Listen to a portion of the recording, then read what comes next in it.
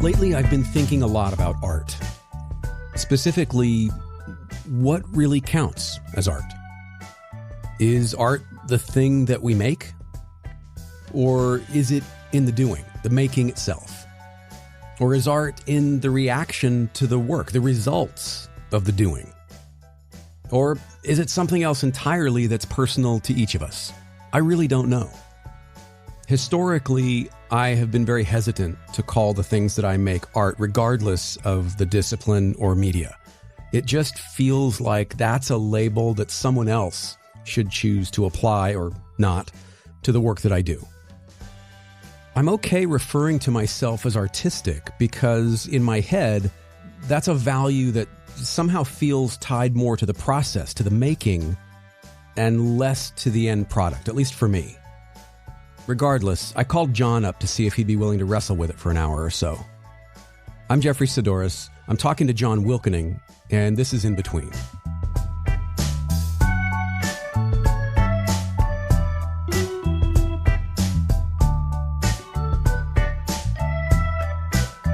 I've been watching a lot of Brian Eno interviews. Cool. Yeah, and you know, he's one of those bucket list people. Like I don't know if he would ever. I mean, he probably wouldn't. But on the off chance that he would, I've been jotting down some of his sayings and some of these things, and he did a couple things for the BBC in 2017, and one of them was. There were these series of videos on electronic music, and one of them was how to do a drum track. Another one was kind of a how he creates some of the ambient music that you'll hear on, Apollo or Music for Airports or something like that. Mm-hmm. And it was so fascinating, John, because he uses logic and he uses scripts to set up the rules of the music's creation. Okay.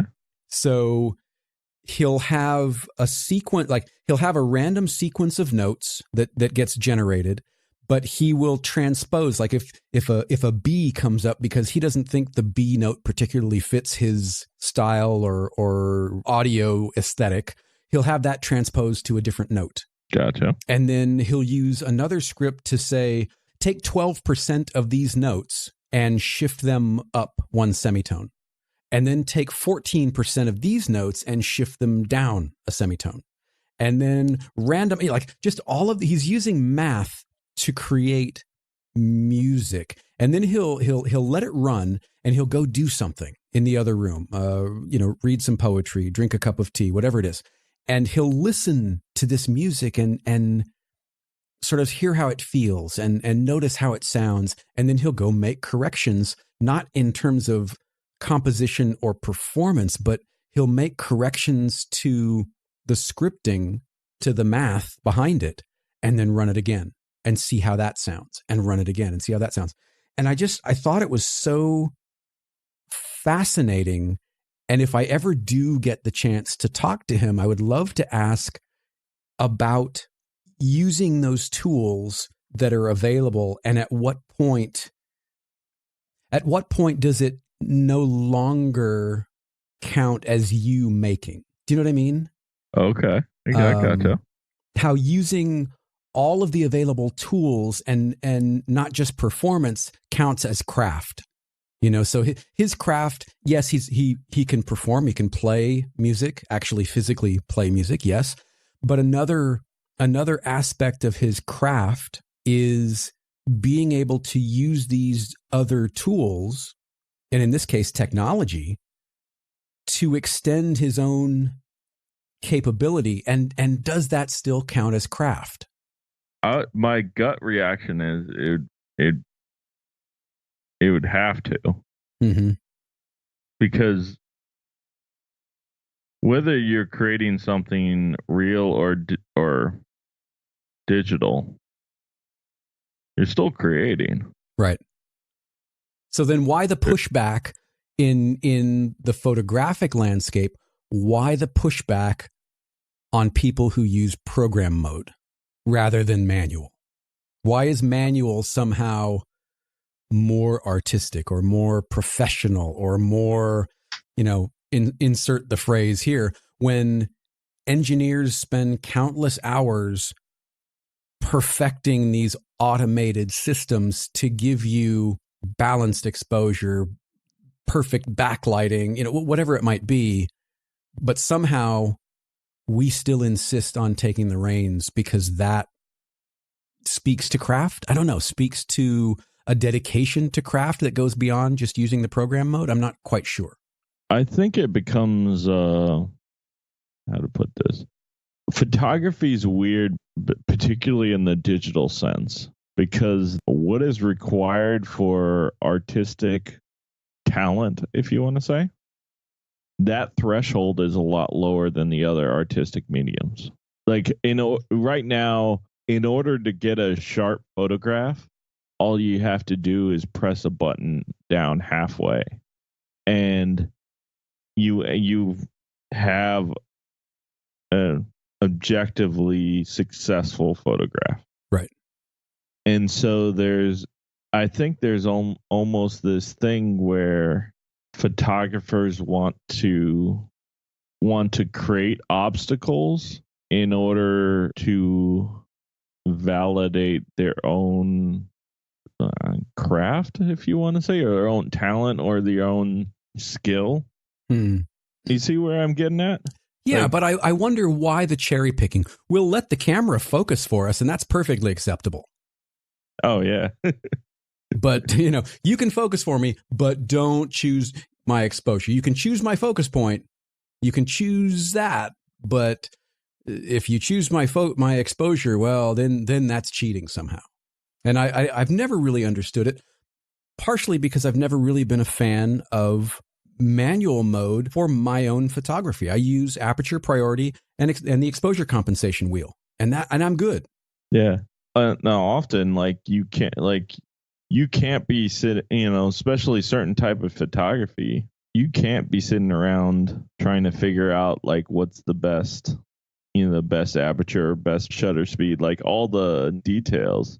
If you're on the street with ever changing light conditions, the last thing you want to do is get the perfect expression or the perfect shirt to backdrop, right, thing, and then miss it because you manually set the shutter speed to sunny and it was in the shade. Right. Oops. Yeah. Yeah. Or we'll use auto ISO. Mm-hmm. And it's just, so I was thinking about this, and it kind of struck me as an interesting topic. Do you know Joshua Davis? Yeah. Okay. I do. So for those who are listening that don't know Joshua Davis, Josh is an artist. He's a programmer. I first became aware of his work in, it must have been 99 or 2000. He was working for a company called Kyokin and doing a lot of Flash action scripting. One of his big claim to fame at the time, and he's gone on to much bigger things since, but one of the big claims to fame and what kind of got him a lot of notice in the Flash community was the site for Bad Boy Records, Diddy's record label. And it was beautiful. And the action script that he wrote for it is phenomenal. Really, at the time, we had never seen anything really like it. And people were trying to sort of deconstruct how he did it. And I met him at Flash Forward in maybe 2000 or 2001 in San Francisco. And he gave this talk and talked about, even then, about his goal was to try and break math. His goal was to try, and he didn't know a lot about math, and he admitted that he wasn't really a numbers guy or a math person, but he was messing with generative and regenerative art and using math to create art, and has, in the past 20 odd years, has created some incredibly beautiful work that arguably he wouldn't have been able to create in any other way. Not that it couldn't have been created, maybe, but he perhaps could not have created it. And it's really, really wonderful work. And I would ask him, maybe a very similar question to the question I'd love to ask Eno, and that is, at what point does it cease to be art, if ever, when you're depending on the machine for so much of its creation? Yes, you're inputting parameters, you're writing scripts in, I think he uses processing, if I'm not mistaken. I could be wrong on that. Anyway, so you're setting up the logic, you're setting up the rules, you're giving sort of parameters to the universe, and then you're letting it run and see what comes out and making tweaks along the way. I still think it's art because I think the art is still in the process of establishing those rules, but I wonder what sort of the industry at large or how would a painter or a sculptor react to seeing that type of work, and is it in the same ballpark to them? Mm-hmm. Do you think that how a piece of art is created, does that diminish if a piece of art has the impact that art does? Mm-hmm. To the viewer, do you mean? To like the viewer. Does how it's created, would that almost knock it out of the term art? Like, is there, if it's still, if you want to say, has the impact of art, is how it's created, could that potentially, I don't know, negate whether it's called art? To me, I don't think so. I mean, I don't know. I have a hard time with that one because there are a lot of pieces that I look at that I don't know how they are created, and they still resonate with me. They still connect with me on an aesthetic or sometimes even an emotional level. But in learning that context of how they were created, who or what created them, that can add to it, But then there are other people like, what's the guy that did the diamond skull? Damien Hirst. So he comes up with a lot of this stuff, but he's got teams of people that are actually doing the production. So in that case, is it still his art, or does it become a collaborative effort between sort of the idea maker and the art maker, if those are two separate entities? I don't know. Mm-hmm. Yeah, because I heard an interesting sort of notion that I hadn't really considered before. Mm-hmm. But this guy was talking and he said, the point of art is not to make something beautiful. The point of art is to make the viewer think. I can agree with that. And that sort of, it's one of those where like I simultaneously believed it was true and hadn't considered that before. Mm-hmm. Like, and which is why, like, if you want to say so much of the more, if you want to look at photography, some of the pretty pictures that we've all seen, that you don't really, at least I personally don't really resonate with. Mm-hmm. Like that explained all that, that. Sure. Pretty pictures of pretty places, I think we've talked about before. Yeah. That's a perfect way to sum it up. So are those things not art for you? Or I guess one of the problems I have is if everything is art, then nothing's art. Mm-hmm. So where do we draw the line? Or is it completely subjective at the behest of the individual, at the behest of the viewer? Because I know people that can look at Warhol and go, that's crap. I don't like that. That's not art. Or Pollock. My kid could do that. I mean, we've all heard that. Yeah. I mean, it's wrong, but okay.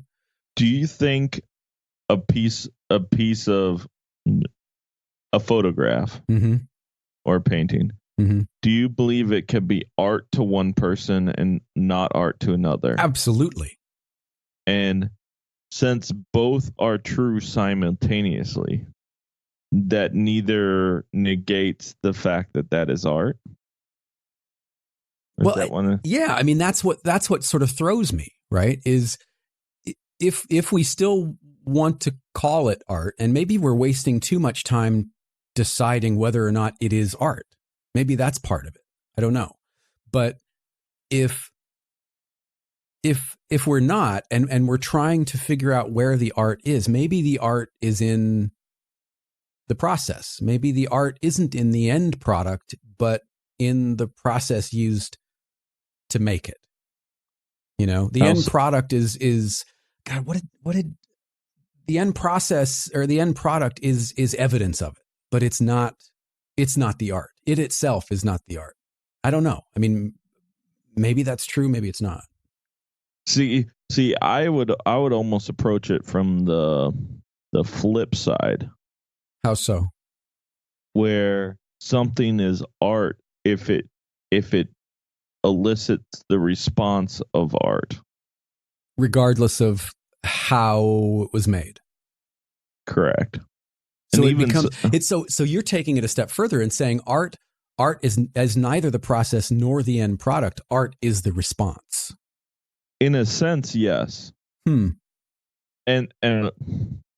I'll put a caveat that this is not like asterisk as this is a thought or an idea that I'm currently working out in real time. So don't hold me right. Like if someone comes up with you're hearing the gears grind forward and backward on this one. Yeah. So like I reserve the right to change my mind.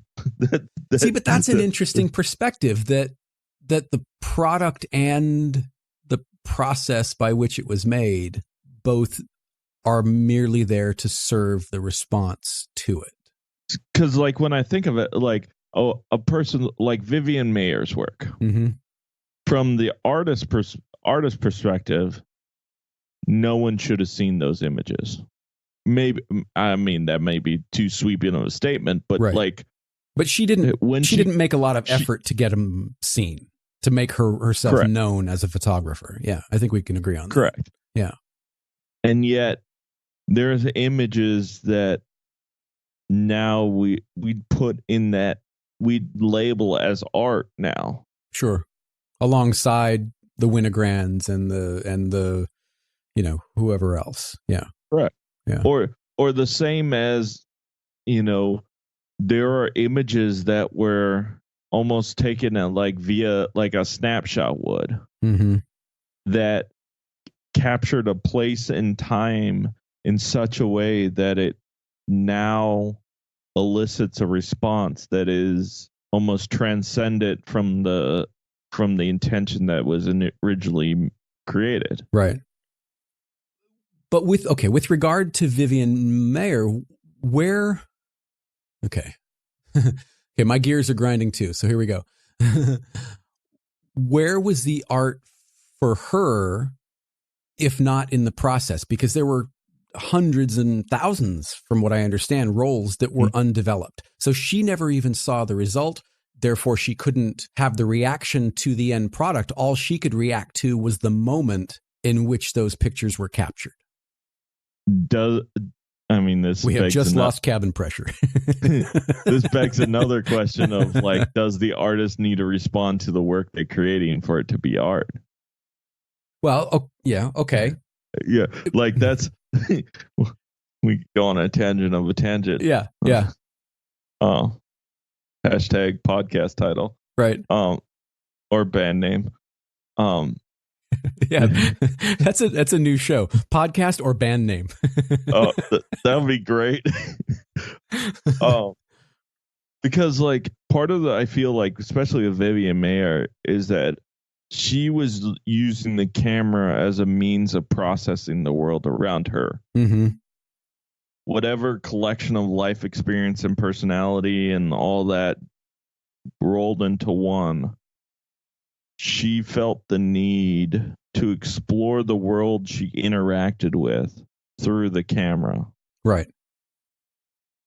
But again, I have a hard time with that because and we have no way to know whether she To my knowledge, anyway. She didn't write about it, as far as I know. We have no way to know whether she enjoyed the process of making pictures, whether it was a compulsion, whether it was a chore. How did she view this body of work? And for those of you who make things that are listening to this show, I would ask you the same question. Is your joy, because hopefully you experience joy from your work on some level, is your joy derived from you seeing the final work, you seeing someone else see the final work, the process of making the work, or D, none of the above? I mean, like for me personally, part of the joy of making the work for me is figuring out the puzzle. Mm-hmm. And we talked about this. Right. Not See, sure, in between 10, I think it's 10. Yeah. And that the camera in some ways is just the means to an end. Right. Maybe that's too cold of a way to put it, but like the camera is the equipment to the game, and this is the game I'm playing of trying to take the world that we see every day and distill something out of that world that's interesting and moves people. That take the ordinary and create some form of awe or wonder or curiosity out of it. For you as the maker, or for the audience as the viewer, or both? Both, because at times I feel like I'm the creator and the audience in one. Mm-hmm. Because there's been plenty of times where I've looked at a photograph and part of me goes, wow, someone who took that? Like there's that, like almost like you like like how'd they do it? And it's like, oh yeah, I did it. Like right. Things I've done and created have caught me by surprise.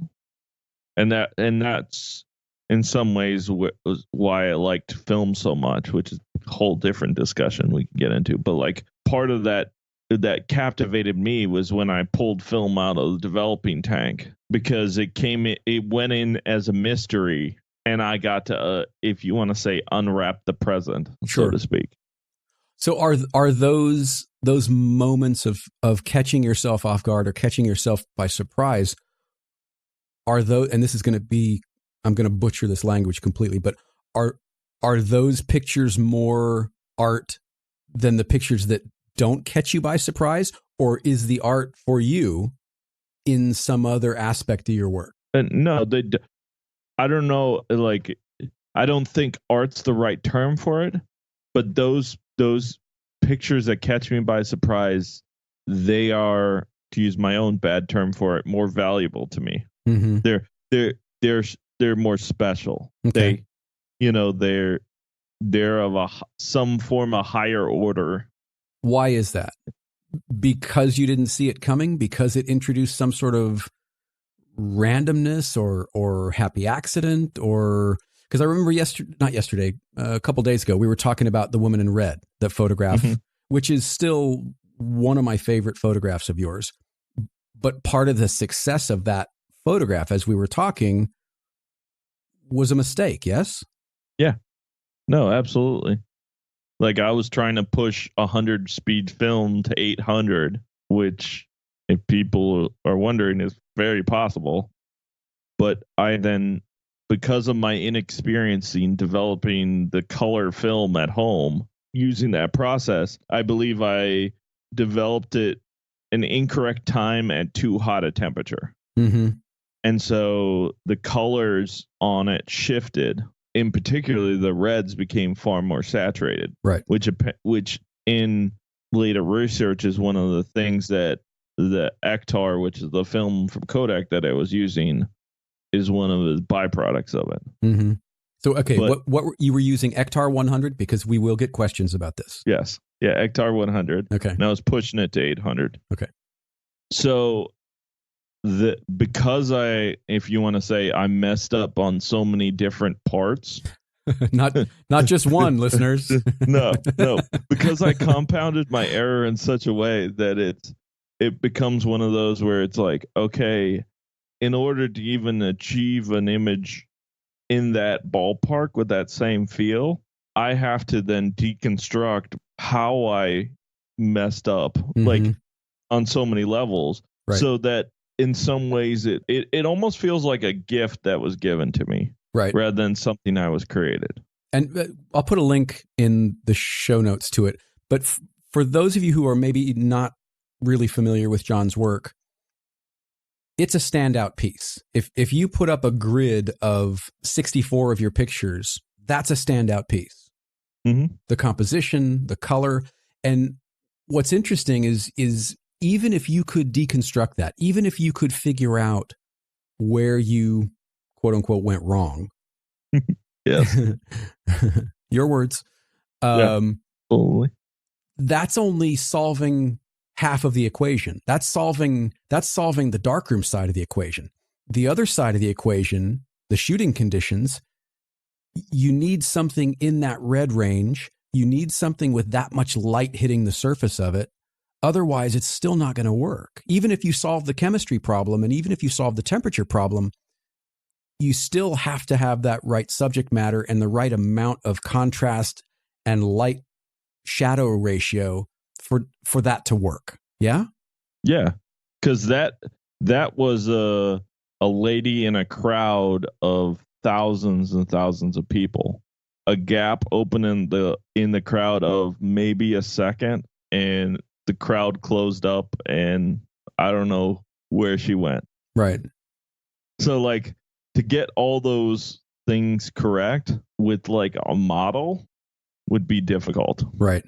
And see, this is what's interesting about that particular picture and about your process. And we've talked about this a number of times where you have gone out with very specific intentions, and as luck or the muse or the universe or however you want to call it would have it, you come back with something completely different that you couldn't have predicted, but has taken at least your thinking about the process in a completely different direction. Is that fair? Yeah, absolutely. It's almost like it's like unintentional art or art in the margins of trying to get somewhere else. And I think that's what's so fascinating, to kind of go back full circle for a minute. That's what's been so fascinating about the Joshua Davis stuff and the Brian Eno stuff is they're loosely setting up the rules of the game and then seeing where it goes. And I think part of the art in those cases becomes a curation process of being able to pull out slices of what's been generated and go, yep, that works. And I think it's almost being able to look at something and be able to maybe not know, but feel that there's something of value in the output. Mm-hmm. To be able to look at it and go, okay, this may not be what I'm going for, but this piece is. Mm-hmm. Or this piece shows promise of that. Right. Which comes down to sort of being present for that, right? I mean, because it's easy, and we've probably all done it, where we get so focused on trying to make or achieve or build X that anything but X gets immediately discarded. Mm-hmm. Absolutely. Because that's not what we were going for. And it's in some of those quiet, moments when you're kind of going through your whatever it is, your Lightroom catalog, your Capture One catalog, the back of your phone, whatever it is, and you go, I never noticed that one before. Yeah. I mean, this might, some people might roll my eyes on this analogy, or this story, but I heard a portrait photographer who still uses a large format camera, or I believe, and he was talking about how he has a problem with taking portraits in the more like studio environment with a digital camera and a screen that kicks the output out, because then all you're doing is trying to create the image that's in his head. and it becomes, you take a frame, you look at the screen, does it match what I'm looking for? Yes or no? Do it again till we get that image. And he was like, especially when you're dealing with individuals, they will always give you something you're not expecting. Hold on. Back up for a second. Individuals, how? Like as subjects? As subjects. Yeah. Okay. That they will always give you something as a photographer you're not expecting or you didn't know was there, and that he didn't want to get by not being able to see the end result. Yes, large format has a ground glass. You see, like, it's not as clean an analogy as maybe I'm implying, but because he wasn't able to see the results, he can get something that he wasn't expecting going into that portrait session. And I think when you have a direct link between what you're creating and sort of judging your creation, when that loop is almost milliseconds between creating and judging your own work, then it becomes a matter of just trying to reproduce what's in your head, and you reduce the possibilities of catching yourself by surprise. That's also coming from someone who loves chaos, shoots film, does things messy, like so. And I fully admit that there's multiple ways of doing things. Is analog photography really the only path for your self-expression, for your creative expression? Could you create? Now, this is assuming that there was skill and maybe a history, but could you create music and be as satisfied as you are in the chaos of the analog photography world? Or could you write? Or are there any other creative pursuits that would light you up the way chaos and unpredictability of analog photography has? I think so, because like I'm comfortable in chaos, but that's not my only thing. If you want to say, like, example, I guess I probably would be more defined by being comfortable in uncomfortable situations. Now that I think about it, that's probably a little more present. Disregard my previous response. Yeah. Remember when I said I had the right to change my mind? Oh, there you go. No, I've thought about doing some interesting stuff, playing around with like modular synthesizers. Right. But then it becomes a chaos of just trial and error and connecting wires to wires, which doesn't seem to have the same appeal. No, but like I definitely caught my attention because it caught enough my curiosity that I spent 2 days on YouTube, but not enough that I started dropping money on modular synthesizers. Right. Like that type of flip.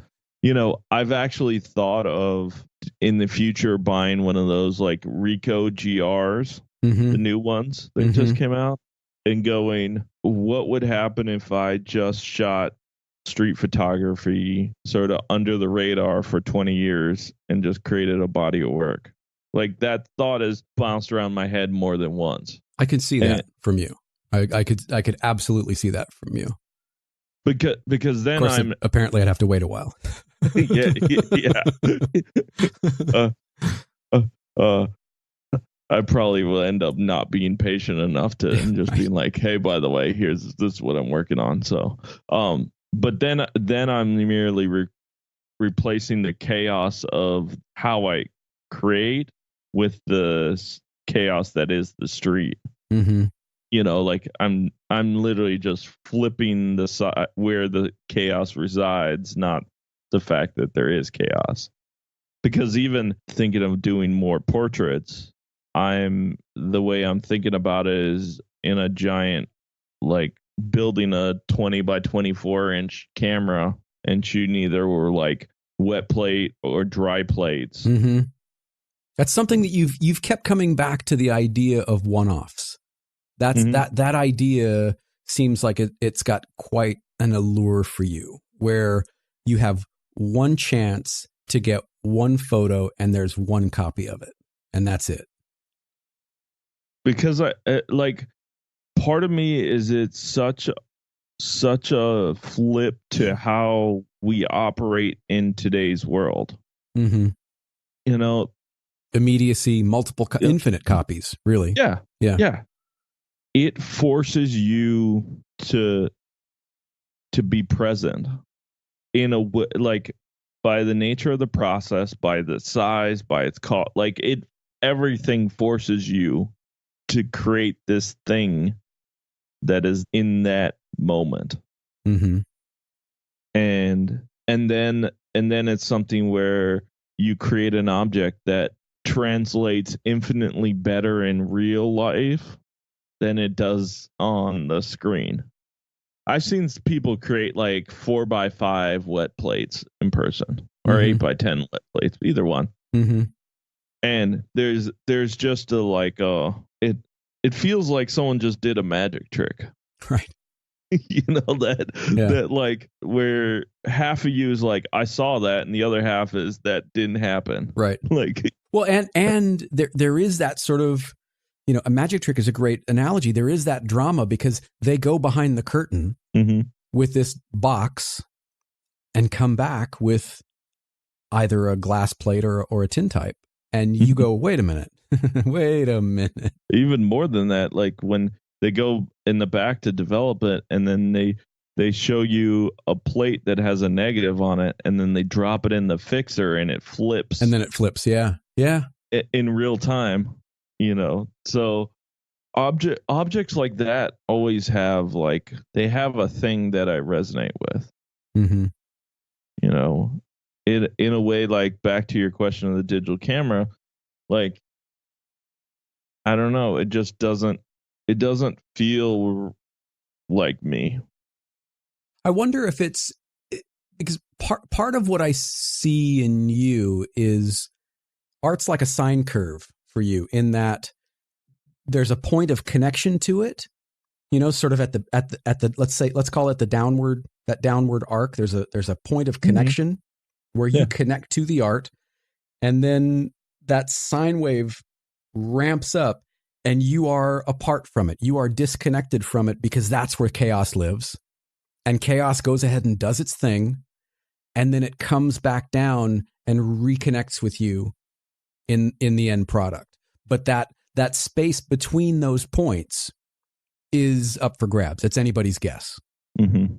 And that seems to be a necessary component to your art making. That there has to be, you know, it's a boomerang. You know, I'm gonna throw it. What it does out there, I have no idea. I just know I have to be standing over here to catch it. Another way to put it is that, like, I feel that there a lot of artists are talented. They can execute better. They have better ideas. And where my talent lies is being brave / stupid enough to do something that they wouldn't do. And then being okay with, like, living with the results. Right. That to me is almost how I feel my talents lie. Like, I don't feel like I outthought somebody when I make a picture. Like, I don't feel like I have better, like, technique than someone. I just feel like I did something stupid long enough that I figured that something cool came out of it. You know, that's I'm comfortable going like, oh, okay, that's trash. Oh, there we go. Right. You know, like, that's. Yeah, you're cool with art as a long game, rather than I need to go out and make a piece of art today. Yeah. And like, I know you may not view it 100% this way, but, like, one of the reasons I love looking at your paintings is because I see the mixture of talent from an execution standpoint, and then compositions, and like you invested thought into not only making them look interesting, but say something, like all that. Basically, when I look at your paintings, I see the opposite of me, which is why I think they're cool. Oh, well, thank you. I appreciate that. I mean, there's definitely some chaos in there, because what you see an end product, but what you don't see, what viewers don't see, and you see little bits of it, I guess, are the multiple layers that I've been unhappy with or frustrated by, or didn't do what I wanted them to do, or in the process of trying to cover it up or somehow erase it, something new emerged. And I went, wait a minute, that's kind of neat. And that takes it in a different direction. And it happens more often than not. I feel like when I start something, I have an idea, but then for those days, weeks, or sometimes months that it takes to finish something, I'm kind of along for the ride until it gets to a point that I can see it come back. It's almost like I don't feel like I'm on the plane until it's ready to land, and then I go, oh shit, I got a flare. Yeah. Because I've been, I don't know, in the back eating pretzels for the last 6 hours. You start every movie that they have on the screen. Start them, mind you. Yeah. I don't finish them. No. You're like, oh, I meant to watch. I don't know. Oh my God, the first 10 minutes of this are so good. Yeah. But and I think that's part of what, for me, that has become my routine, is starting something, starting a painting, even a conversation. I will often have an idea of where I'd like to start, but beyond that, I'm along for the ride. I try to be present, and I try to respond, and I try to if someone, like on a PD or something like that, says something that I'd like a little more about, or that I think we could maybe go a little deeper, or maybe they were holding something back, I might try and stay there for a little while and see if there's something else. But part of what I love about this podcasting as a craft, and maybe as an art, I don't know, is the unpredictability of it. Is I don't know how you're going to respond. I don't know what you're going to say. I don't know what shape that conversation is going to take. But if I can be present in the process, if I can be present for that individual and listen and pick up on little nuances or maybe doors that have been kicked open a little bit, and go into those doors, that's where something amazing happens. But I couldn't predict it. Yeah. Yeah. And like, we both talked about our frustration here listening to a podcast interview where somebody said something interesting and they just went on to the next question. Went on to the next thing. And you go, wait a minute. Wait, go back. Rewind. Yeah. It's like they just opened the door and you just walk past it to the next room. And you're like, oh. And when and I know we're jumping all over the map here, but when that connection happens, I mean, I spoke to somebody the other day who is going to be a guest on Process Driven, and what was meant to be a quick hello phone call turned into 2 hours plus of us just talking, and it was such an amazing experience, and I'm so grateful that this person was willing to let the conversation keep going, and it was just really cool, and we could have rolled tape on it. We can, in fact, each of us at several different occasions said, oh man, I wish we were rolling tape on this because that was really interesting, or that was really great. But in the end, we both had said, you know what?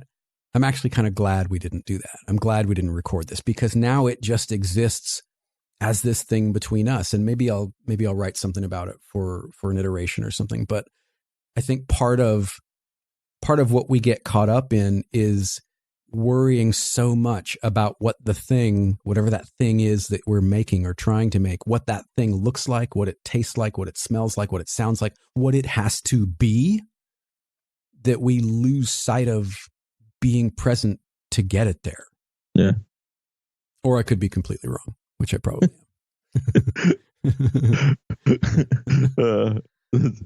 am. That's what we should call the podcast. Yeah. Or I could be completely wrong. Or I could be completely wrong. Right. Yeah, the companion show to I may have overthought this. I still think that would be a great show title. Yeah, I may have overthought this. Yeah.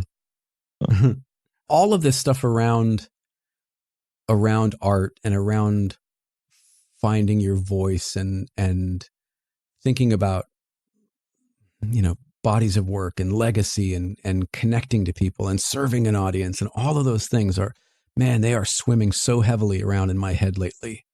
And I don't know how that's going to look, how that I don't know what it's going to come out as. It might be paintings, a body of new work. It might be another show. It might be, something written. I don't know. I'm trying to be present in it and just let it tell me where it wants me to go. Mm-hmm. Yeah. And I mean, that's in the end, that's all you can do. Mm-hmm. There is a story of a poet that Elizabeth Gilbert told a story in her famous TED Talk, mm-hmm. where she said, someone asked this poet, like, where she gets her poems.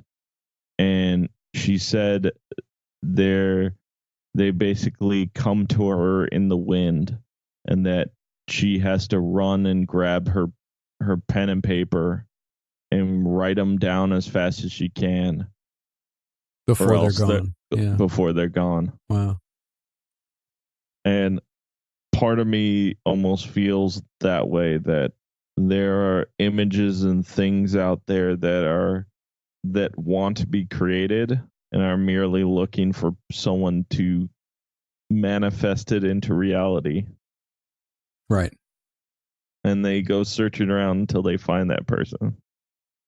Yeah, I kind of like that. That the ideas are out there, whether we grasp them or not, whether we are able to see them, feel them, taste them or not, they're still out there. Mm-hmm. Because you probably had the same experience where sometimes you've done things and you're like, where did that come from?